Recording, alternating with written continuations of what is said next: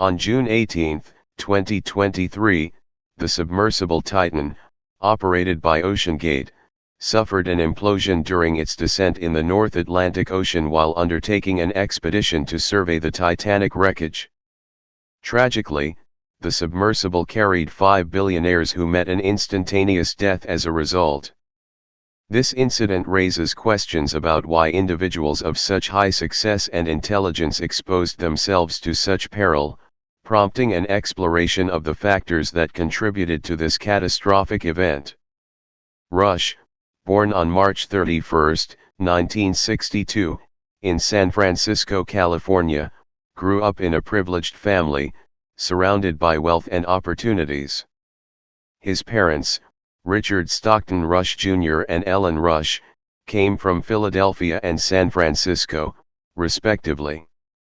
With a prestigious lineage, including a renowned philanthropist grandmother, Louise Davies, and ancestors who were signers of the Declaration of Independence, Rush's upbringing was marked by a rich heritage. Although his childhood dreams of becoming an astronaut and exploring Mars were hindered by his visual acuity, he pursued his passion for aerospace engineering and graduated from Phillips Exeter Academy in 1980, followed by Princeton University in 1984. His thirst for knowledge led him to acquire a Master of Business Administration from the University of California, Berkeley in 1989. Undoubtedly, Rush's diverse experiences and background have shaped his character and set the stage for a future brimming with promise and accomplishments. After completing his education at Princeton, Rush embarked on a brief stint as a flight test engineer for F-15 Eagle jets at McDonnell Douglas before pursuing his MBA. Subsequently, he ventured into the realm of venture capitalism, joining Peregrine Partners, a San Francisco-based firm. In 1989, he made a move to the Pacific Northwest and assumed leadership of Remote Control Technology, a company headquartered in Kirkland, Washington. Notably, that same year, Rush built an experimental airplane, which remained a cherished part of his life. Alongside his aeronautical interests, Rush nurtured a passion for scuba diving, frequently exploring the depths of Puget Sound. A transformative experience aboard a submarine in British Columbia in 2006 sparked his fascination with deeper ocean exploration. Eager to own a submersible, he encountered the scarcity of privately owned submarines globally. Undeterred, Rush took matters into his own hands and constructed a 12-foot-long miniature submersible capable of reaching depths of 30 feet, using blueprints provided by a retired U.S. Navy submarine commander. Despite his relentless pursuit to acquire a fully fledged submersible, including attempts to purchase Steve Fawcett's vehicle following Fawcett's death in 2007, Rush's efforts proved unsuccessful. Around 2007, Stockton Rush began exploring the concept of establishing his own submarine company, driven by his belief in the potential market for underwater ocean tourism as a convenient and accessible alternative to scuba diving. In 2009, Rush, alongside business partner Guillermo Somlin, founded OceanGate with the aim of utilizing commercial tourism to fund the development of advanced deep diving submersibles, facilitating further commercial endeavors like resource mining and disaster mitigation. During his tenure, Rush encountered challenges stemming from the perception of danger associated with underwater exploration and increased regulatory requirements, which he considered to be irrational barriers inhibiting private underwater ventures.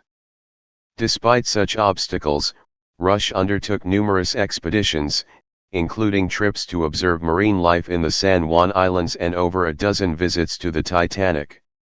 Rush was on board the Titan, a submersible owned and designed by OceanGate, to view the Titanic wreckage, when the vessel lost contact with the surface ship MV Polar Prince on June 18, 2023.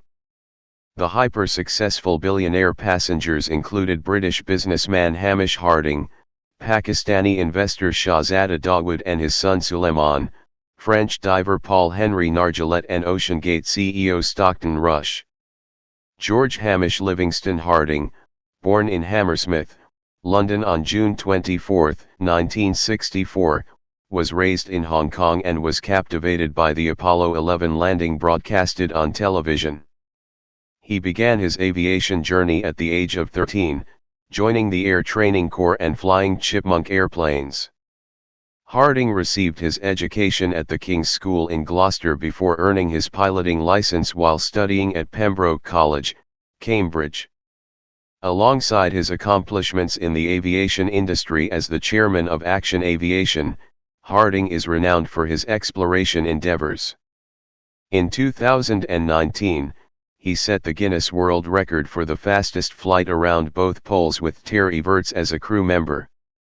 Harding has further broken records for the longest duration at full ocean depth and the longest distance traveled along the deepest part of the ocean. Born on February 12, 1975 in Rawalpindi, Pakistan, Shahzada Dawood was the son of Hussain Dawood and came from a prominent Memon industrialist family, the Dawood Group. He had two sisters, Asma Dawood and Sabrina Dawood, who was known for her philanthropy, and a brother named Samad Dawood. Shahzada obtained an LLB degree from Buckingham University and an MSc in Global Textile Marketing from Philadelphia University, now known as Thomas Jefferson University. With expertise in mergers and acquisitions, Shahzada held positions as the vice chairman of Engross, a Pakistani energy investment company, and the Dawood Hercules Corp., an investment and holdings firm. He served on various boards, including those of the SETI Institute and Prince's Trust International, a charity founded by Prince Charles.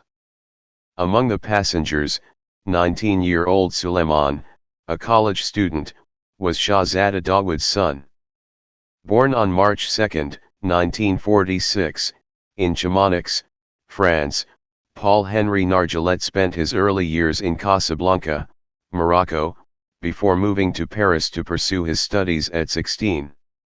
With a distinguished career, Nargeolet earned the nickname Mr. Titanic for his deep knowledge of the iconic ship.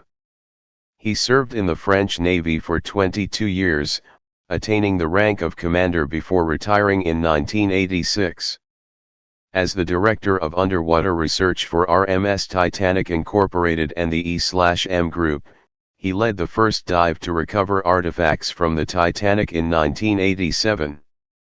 Throughout his career, Nargeolet completed 37 dives to the Titanic wreck, supervising the retrieval of 5,000 artifacts, including a massive 20-ton section of the hull. On June 18, 2023, the Titan submersible, operated by OceanGate, experienced an implosion during its descent in the North Atlantic Ocean as part of an expedition to survey the Titanic wreck. Carrying 5 individuals, the submersible lost communication after 1 hour and 45 minutes, prompting authorities to initiate a search when it failed to resurface at the designated time. Following an extensive search lasting nearly 80 hours, a debris field containing parts of the Titan was discovered about 500 meters from the bow of the Titanic, aligning with the United States Navy's sonar detection of an implosion at the time of communication loss, indicating the instant demise of all occupants. The search and rescue operation involved a collaborative effort led by the United States Coast Guard, United States Navy, and Canadian Coast Guard, with support from the Royal Canadian Air Force, United States Air National Guard, Royal Canadian Navy, and various commercial and research vessels equipped with remotely operated underwater vehicles, ROVs. Safety concerns surrounding the vessel had been raised by industry experts, as OceanGate executives, including CEO Stockton Rush, one of the victims, had opted not to pursue certification for the Titan, citing restrictive safety protocols that hindered innovation. As the search for OceanGate's missing submersible continues, concerns and warnings that were raised prior to the ill-fated expedition are now coming to light. Months before the craft named Titan was handed over to a new crew, the company's Director of Marine Operations, David Lockridge, produced a scathing report highlighting the need for further testing and the potential dangers to passengers as the submersible reached extreme depths.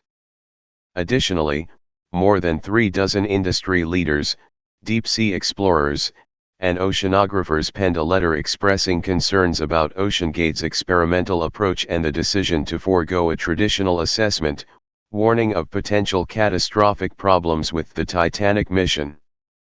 Despite these warnings, OceanGate's chief executive, Stockton Rush, refused to have the Titan inspected and certified by leading agencies, leading to internal conflicts and ultimately the dismissal of Mr. Lockridge.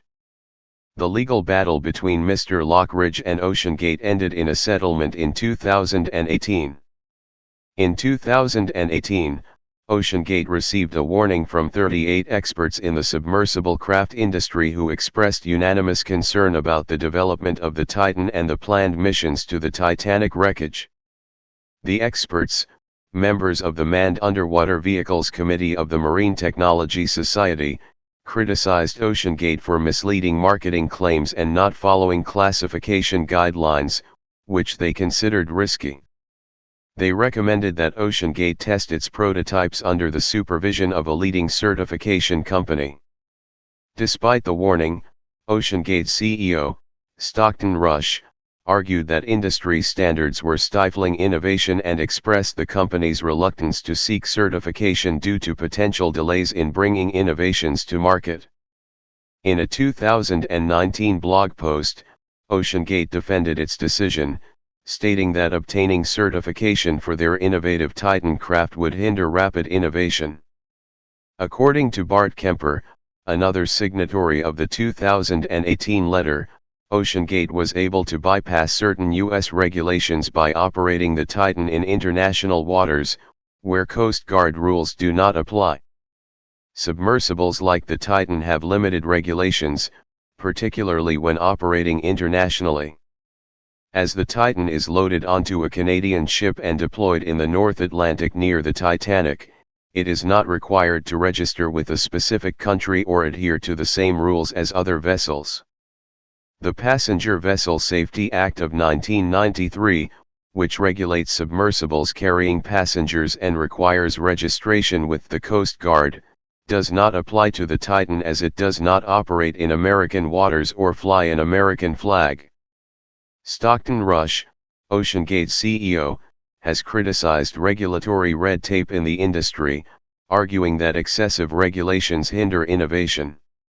The company's documentation warns passengers that the Titan is an experimental vessel not approved or certified by any regulatory body, and that there are potential risks associated with boarding the submersible.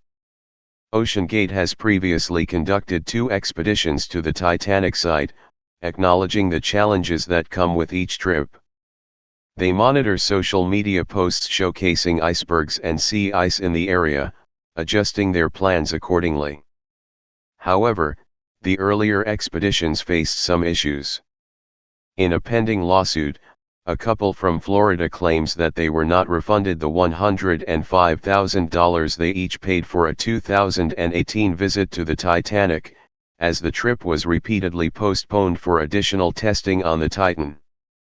The couple alleges that OceanGate reneged on their refund request and insisted they join a voyage in July 2021 instead. Court records do not indicate legal representation for Mr. Rush in the case. Additionally, during the 2021 trip, the Titan experienced a battery issue and minor exterior damage, leading OceanGate to cancel the mission for repairs. Nonetheless, 28 individuals were still able to visit the Titanic wreckage using the Titan. In a separate filing, the company's legal advisor invited the judge overseeing the case, Rebecca Beach-Smith, to join a future expedition, which the judge expressed interest in for a first-hand experience of the wreck site. In a 2022 podcast with CBS reporter David Pogg, Rush discussed his attitude toward what he perceived as excessive safety precautions. "You know, at some point, safety just is pure waste. I mean, if you just want to be safe, don't get out of bed, don't get in your car, don't do anything. At some point, you're going to take some risk, and it really is a risk/reward question. I think I can do this just as safely by breaking the rules. When I started the business, one of the things you will find, there are other sub-operators out there, but they typically have, gentlemen who are ex-military submariners, and you will see a whole bunch of 50-year-old white guys, Rush told Teledyne Marine in a newly resurfaced undated Zoom interview. I wanted our team to be younger, to be inspirational, and I am not going to inspire a 16-year-old to go pursue marine technology, but a 25-year-old, who is a sub-pilot or a platform operator or one of our techs can be inspirational. Rush was on board the Titan, a submersible owned and designed by OceanGate, to view the Titanic wreckage, when the vessel lost contact with the surface ship MV Polar Prince on June 18, 2023. Search and rescue missions involved water and air support from the United States, Canada, and France. On June 22, after the discovery of a debris field approximately 490 meters, 1,600 feet, from the bow of the Titanic, OceanGate said it believed Rush and the 4 others aboard had sadly been lost. A United States Coast Guard press conference later confirmed that the debris found was consistent with a catastrophic loss of the pressure hull, an implosion, resulting in the instantaneous deaths of all on board. The story of OceanGate is a tale of ambition, innovation, and a relentless drive to explore the uncharted depths of our world. It's a story of success born out of groundbreaking technological advancements and a daring entrepreneurial spirit.